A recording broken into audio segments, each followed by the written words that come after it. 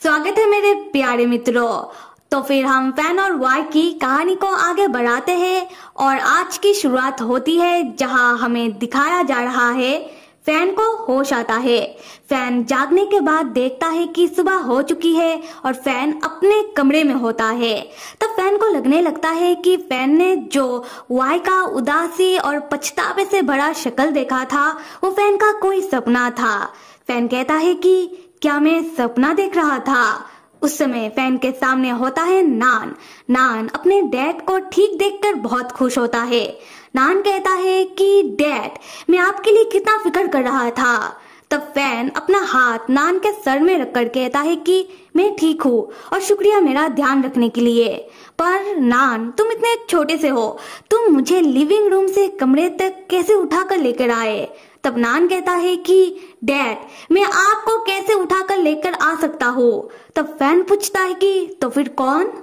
उस समय फैन की कमरे का दरवाजा खोलकर फैन के कमरे के अंदर आता है वाई, फैन के लिए नाश्ता लेकर। वाई कहता है कि फैन भैया, अभी आप कैसे हो, मैं आपके लिए दलिया बनाकर लेकर आया हूँ। और फैन, जाहिर सी बात है, वाई को देखते ही चौंक जाता है। वाई तब फैन के कमरे के अंदर आकर दलिए की बाउल को साइड के टेबल में रखता है। फैन तब नान से कहता है कि नान, तुम अभी नीचे लिविंग रूम में जाओ क्योंकि मुझे तुम्हारे सुंदर भैया से कुछ बात करना है। तब नान कहता है कि ठीक है डैड, पर आप दोनों झगड़ा करने मत बैठ जाना। उसके बाद नान चला जाता है। फिर वाई आकर फैन के ठीक सामने खड़ा होता है। वाई तब घबराते हुए फैन से माफी मांगने लगता है। वाई कहता है कि फैन भैया, मुझे सच में बहुत ही पछतावा हो रहा है। फैन भैया, आप मुझे माफ कर दो। पर फैन भैया, उस समय मैं सच में बहुत ही डर गया था। मैं डर गया था कि कोई आपको मुझसे छीन लेगा और इस सोच के कारण मैं कुछ और सोच ही नहीं पा रहा था। फैन भैया, मैं ऐसा क्या करता जिससे मैं आपको मेरे पास रख सकूं। क्या मैं आपको मेरे साथ बांध कर रख देता तो शायद कोई और आकर आपको मुझसे छुड़वा कर ले जाता। तो फैन भैया, मैं क्या करता। मुझे पता है कि मैंने आपको अपना बनाने के लिए जो भी किया बहुत गलत किया। फैन भैया, आप चाहे तो मुझे मारो, मेरे ऊपर चिल्लाओ, पर फैन भैया, आप मुझे ऐसे अकेला छोड़कर मत जाओ। मैं आपके बिना और नहीं रह सकता। और हमें पता है कि फैन कितना समझदार है। फैन यहाँ लॉजिकली बात करता है। फैन कहता है कि क्या वाई के पछतावे से वाई का सोच फैन के लिए बदल गया? नहीं ना। क्या वाई ने कभी भी दूसरे लोगों के बारे में सोचा? क्या वाई ने सोचा कि दूसरे लोगों के लिए वाई और फैन दोनों भाई है? वाई ने जो भी फैन के साथ किया उसे ऐसा नहीं करना चाहिए था, क्योंकि वाई का कुछ जिम्मेदारी है। वाई को आगे चल के किसी और के साथ अपना घर संसार बढ़ाना होगा और वाई जो कह रहा है करने के लिए ऐसा नहीं हो सकता।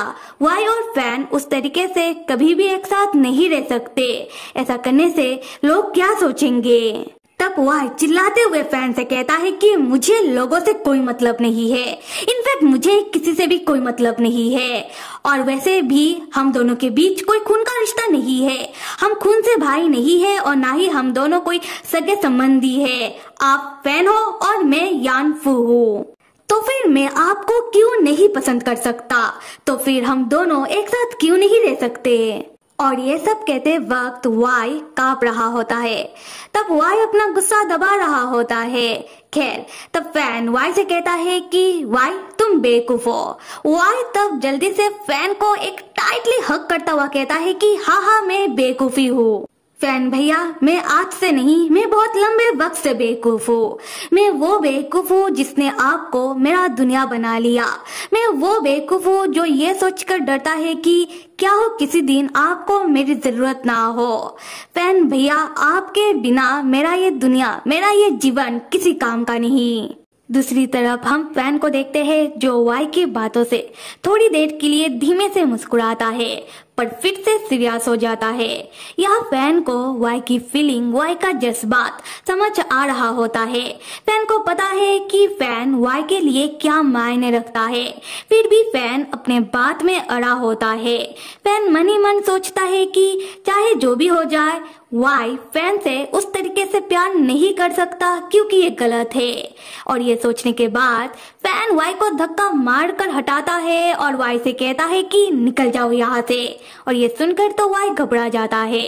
वाई पूछता है कि पर फैन भैया।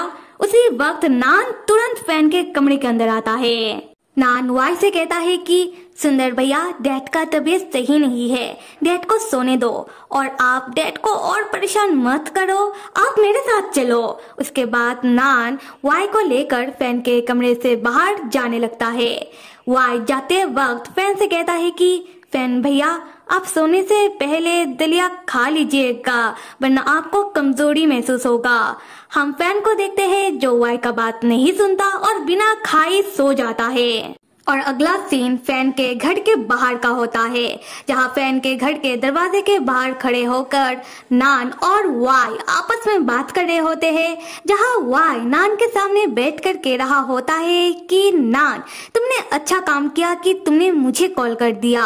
अगर तुम्हारे डैड का तबीयत फिर से बिगड़ जाए तो तुम फिर से मुझे कॉल कर देना, मैं तुरंत आ जाऊंगा। तब नान गुस्से में कहता है कि सुंदर भैया, मेरे डैड का तबीयत आपके वजह से ही खराब हुआ है और क्या आपको दिखाई नहीं दे रहा कि मेरे डैड का तबीयत सही नहीं है। जब उन्होंने आपको बाहर जाने के लिए कहा तब आपने उनका बात क्यों नहीं सुना? क्या आप चाहते हो कि मेरे डैड का तबीयत और बिगड़ जाए? तब वाई नान से सॉरी कहता है। वाई कहता है कि मुझे माफ कर दो नान, तुम सच में मुझसे बहुत डिसअपॉइंट हो, मुझे सच में नहीं पता कि मैं क्या करूं। तब नान कहता है कि देखो सुंदर भैया, आप ऐसे उदास शक्ल मत बनाओ क्योंकि अभी उदास होने का वक्त नहीं है।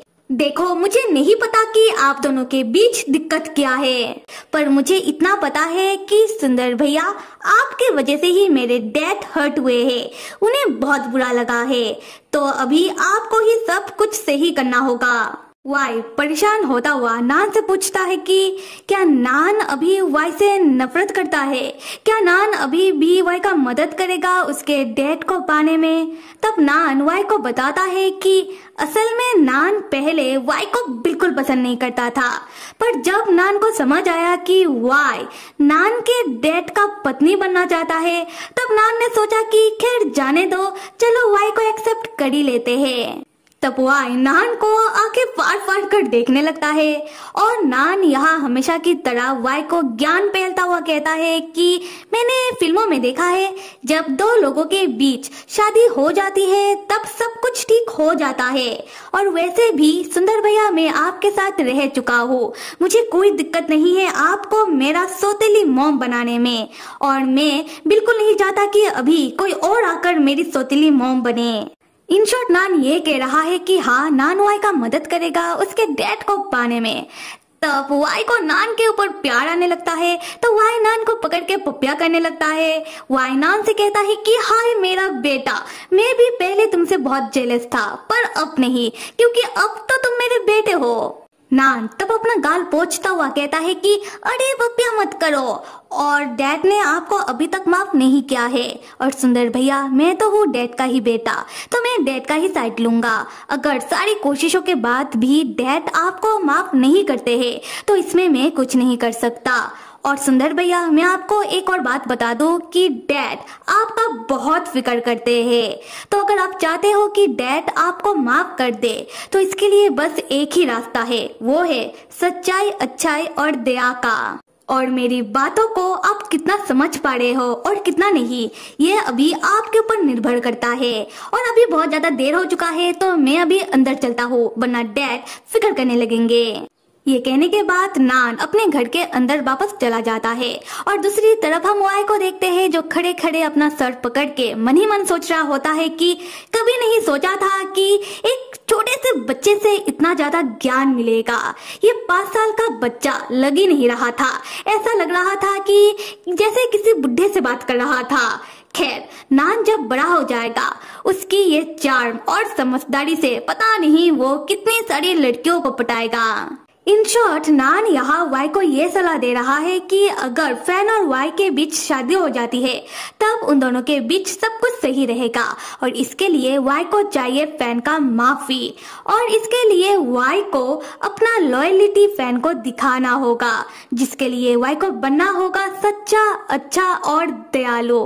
इसका मतलब यह है कि अभी नान वाई को अपना सौतेला पापा का तो पता नहीं पर सौतेली मम्मा बनाने के लिए जरूर तैयार है। और कहानी में आगे क्या होता है ये जानने के लिए till then stay with me and see you.